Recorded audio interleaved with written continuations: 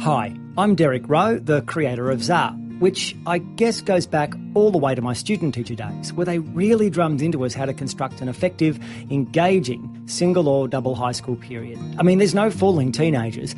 First you got to get them curious, then you got to show them something right away before you lose them. It's that simple.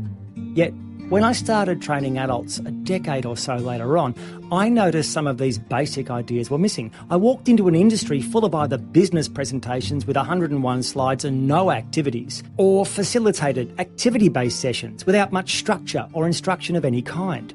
A lack of balance, in other words. Me, I just kept doing what I'd always done. It's all I knew. Planning and delivering sessions like I was still pretty much teaching high school. And that's how CSAR came about. And really, even though CSAR is a lot more formal, corporate, professional and complex than anything I ever did with 15-year-olds, it conforms to what I learned was the absolute truth about any kind of training that involves groups, learning skills and knowledge in a real-time learning event. A workshop, in other words.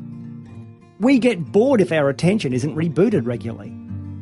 If only the trainer gets to speak, then why the hell are we all in a room at the same time? Like, we can talk too, you know. It's kind of weird just sitting here like we're at a movie. On the other hand, don't just turn this into one big discussion or game where we, the people who are sitting here because we don't know a lot about the subject, have to generate all of our own suggestions, processes and models. We want to look at a topic or skill in more than one way, so slow down and structure us through this. Motivate us, instruct us, let us have a play and a say. This is where CSAR comes in. CSAR stands for the 4 key learner states, all of which need to be present in a workshop. Now, just to be clear, they are learner, not learning states. In other words, these are the states of mind, body and focus that the learner must be in over a workshop's duration for it to get real traction.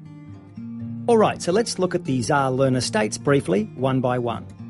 First, we all need to get curious before we learn something new. We need to learn. It's no different than buying something. Before we listen to a sales pitch, shouldn't we first have had our buying needs clarified? Now, once we're curious, it's the optimum time to learn something new, not to do something, learn something, to get into what I call the study state. You know, there's this myth out there that theory and instruction are boring, but not to the curious mind, they're not. To the curious mind, theory and instruction are fascinating and vital if the doing bit is to have any real value, which of course leads me to the doing bit. Yep, once we have knowledge about something, we tend to want to play with it, quite commonly developing skillfulness in some way. Like, first, show me a D chord. Lovely. Now, let me have a go. Okay, let me have another go. Much better. Finally, let's never forget CSAR is usually, though certainly not always, used in workplace training, so the learner must reflect upon their new skills and knowledge.